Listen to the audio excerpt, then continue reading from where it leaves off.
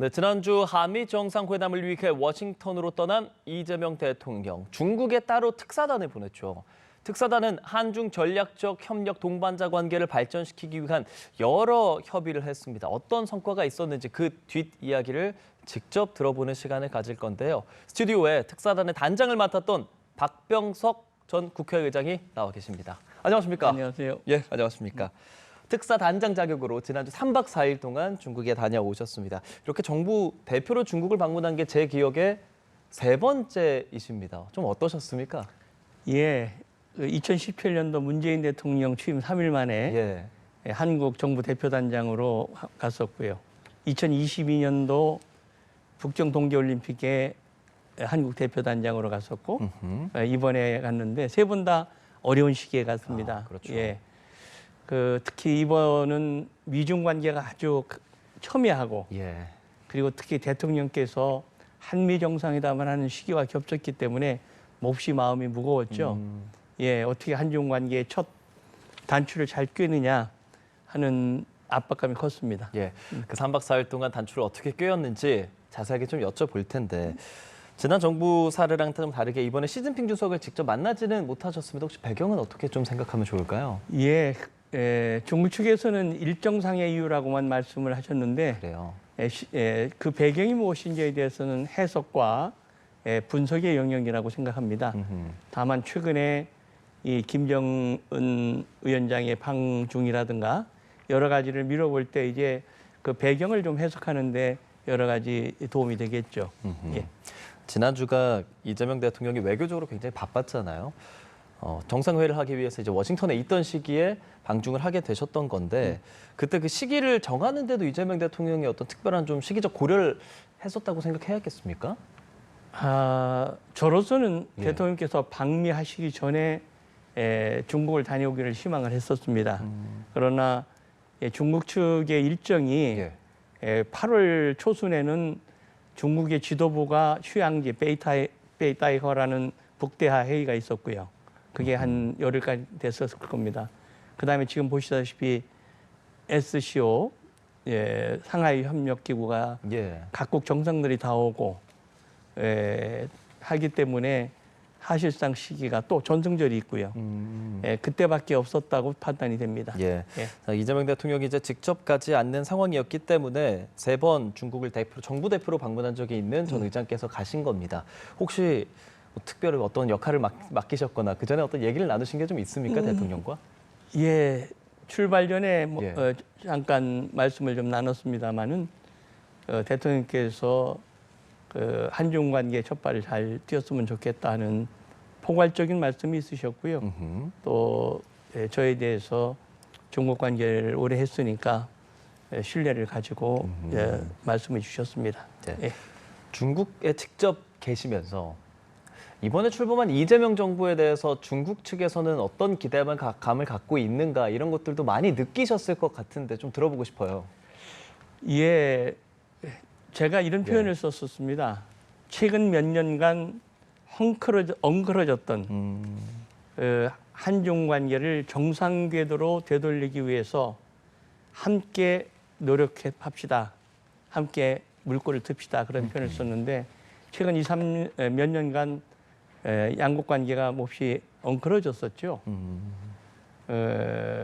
뭐 기본적으로 저희들의 입장은 한미 동맹의 지속적 발전과 한중 관계의 전략적 협력 동반자 관계가 조화롭게 진행될 수 있는 그러한 방향을 찾는 것이 저희들의 임무였다고 생각하고요. 가장 큰 임무는 역시 우리가 국민주권 정부가 다시 태어났고 국민의 절대적 지지하에 출범을 했고 그리고 한국의 대외 정책이 무엇인지에 관해서 중국에 설명하는 것이 기본 임무였습니다. 이번 방중 성과로 국내에서 가장 관심이 있었던 부분은 에이펙. 경주 시진핑 주석이 방한하게 되는 그런 소식들을 전해 오셨단 말이죠. 이제 이변이 없는 한 10월달에 경주에 온다라고 볼 수 있는 겁니까, 그럼? 예, 저는 뭐 커다란 정말로 큰 이변이 없는 한 시 주석께서 오실 거고요. 오시는 길에 에이펙 참석 외에 한국을 방문하시는 양자 방문 형태도 있었으면 좋겠다 하는 생각을 가지고 있습니다. 현실화한다면 굉장히 오랜만에 방한이 되는 거겠죠.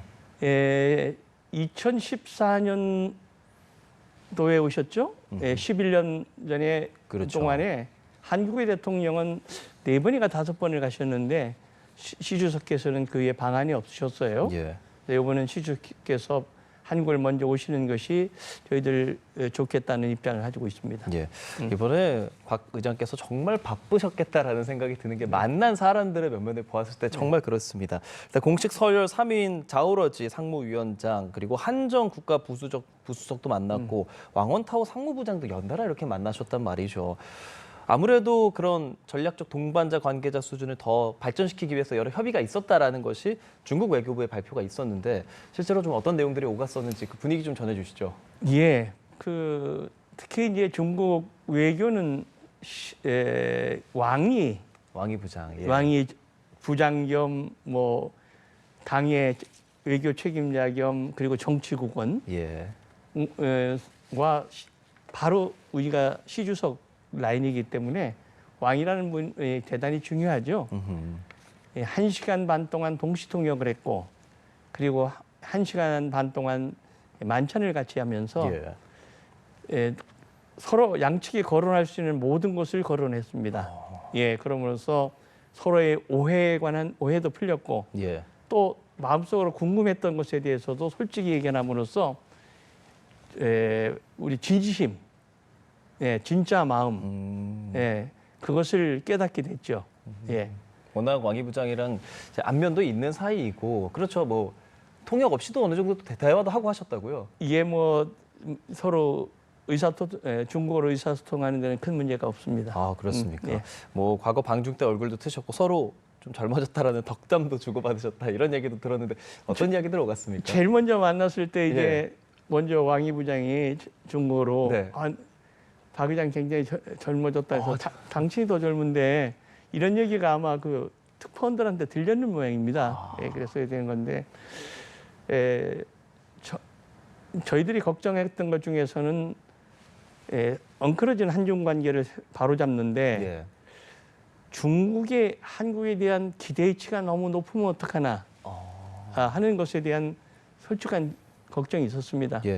우리는 한미동맹의 지속적 발전도 해야 되는 것이고 한중 관계의 전략적 협력 관계의 성숙화도 해야 되는 것이기 때문에 이것에 대한 조화를 이루겠다 하는 원칙을 분명히 지켰다는 말씀을 드리겠습니다. 말씀해 주신 것처럼 왕이 외교부장, 서열로 따지면 3위, 5위인 다른 분들도 만나시면서 그런 말씀하신 그런 뭐 한국에 대한 기대라든지 양국 간의 관계 그런 부분에 대해서 좀 느끼신 점이 있다면 어떤 게 있습니까? 역시 진심을 얘기하고 무신분립이라는 말씀을 제가 거기서 많이 썼습니다. 무신분립이요? 서로의 신뢰가 중요한데 그 신뢰는 두 가지의 신뢰가 필요하다. 하나는 정치 지도자 간의 신뢰. 그 가장 상징적인 것은 시 주석께서 방하는 것이 정치적 신뢰의 상징이다. 하는 것이 하나고 또 하나는 국민 간의 신뢰. 그리고 이제 중국의 속담을 제가 중국어로 인용을 했습니다. 어떤 거죠? 국가 간의 관계는 국민들의 얼마나 가까운 데에 따라서 결정된다 하는 중국 속담을 인용하면서 했는데 중국 지도자들이 그 반한 감정에 대한 그 걱정과 우려가 대단히 컸습니다. 그래서 우리의 반중 감정, 중국 사람에게는 혐한 감정, 여기에 원인이 무엇이고 그리고 이러한 국민들의 감정을 좀 높여가기 위해서는 어떤 방안이 필요한 것에 대해서 깊이 있는 연구를 한번 해보자.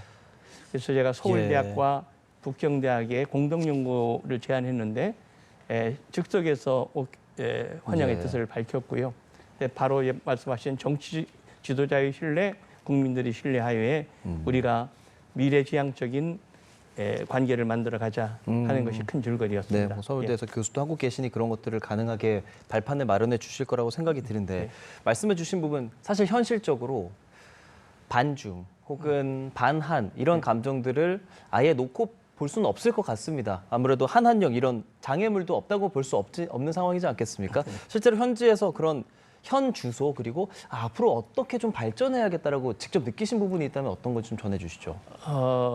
특히 이제 제가 이 국민들의 우호 감정을 국민 정서의 우호감을 높이기 위해서는 예. 몇 가지의 조치가 필요하다. 그 중에가 바로 이게 그 원인과 대책을 함께 연구하는 것.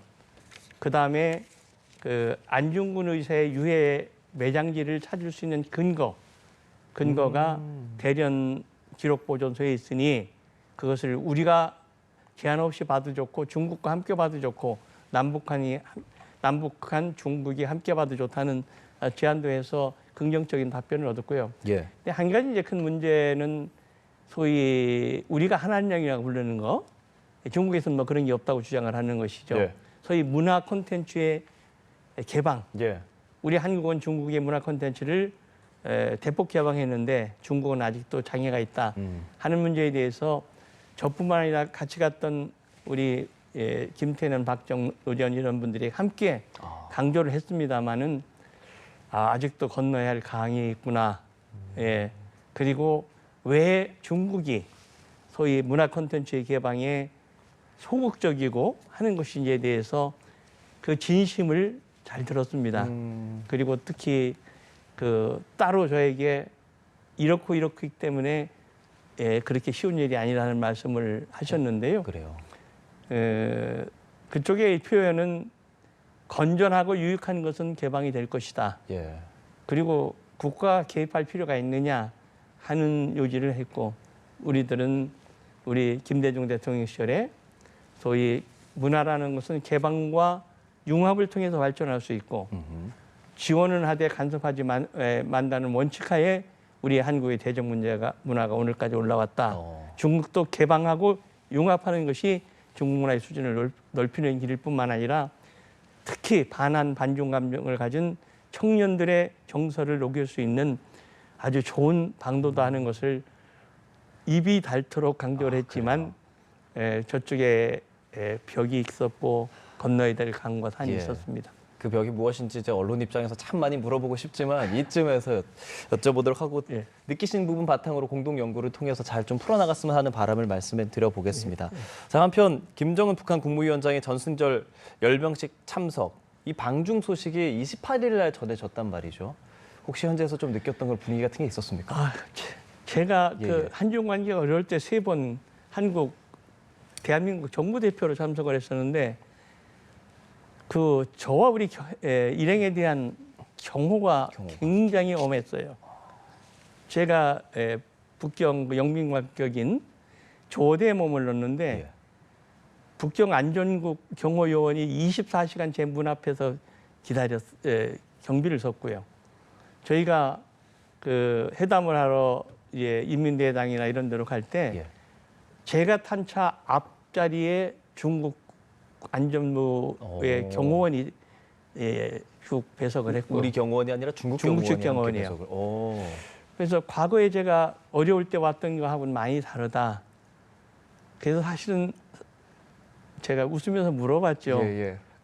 뭐 누가 오느냐 하고 이름을 댔더니 머뭇머뭇하더니 최종 조율 단계에 있습니다. 이렇게 넘어가더라고요. 그래서 요인이 온다는 것 정도는 감을 잡을 수 있었고요. 그럼 그 아까 말씀하신 그 질문이라는 게 북한의 인사를 한번 거론을 한번 이름을 하셨던 제가 거죠? 구체적 거론을 한번 해봤죠. 분위기상을 경호 등을 통해서 어느 정도 느낄 수는 있었다라는 부분들 말씀해 주신 거네요. 그리고 이게 전승절이 굉장히 중요하게 생각하니까. 그렇죠. 알겠습니다. 예. 그렇다면 현재 이제 중국 가시면서 느끼셨던 중국에서 북한을 보는 관점이 지금은 좀 어떻다고 생각하세요? 기본적으로 이제 우리의 많은 사람들이 한미일과 북중로의 삼각관계, 대립관계 이런 표현을 쓰는데 북중로라는 표현은 조금 가려서 써야 될 것 같아요. 중국은 기본적으로 그렇게 삼각관계를 얽히는 것을 원하지 않습니다. 러시아와 중국이 국제사회로부터 제재를 받거나 비판을 받는 나라와 똑같은 반열에 서는 것을 원치 않고요. 근데 이번 여러 가지 최근 국제 정세에 볼 때 중국도 북한도 예. 서로가 관계 개선을 할 필요성을 절실히 느낀 것 같고요. 이번 김정은 위원장의 중국의 방문, 특히 그 청와대 천안문 막루에 시진핑, 김정은, 푸틴이 함께 서는 것은 상당히 상징적인 것이고, 이 한반도를 둘러싼 정치 지형의 지각 변동을 일으킬 만한 요소이기 때문에 우리가 이 스탠스를 잘 정해야 될 것 같습니다.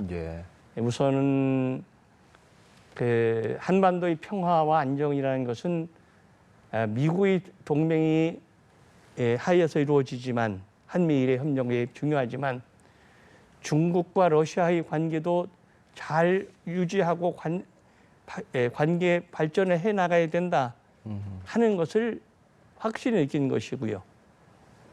그 다음에 중국의 입장도 이제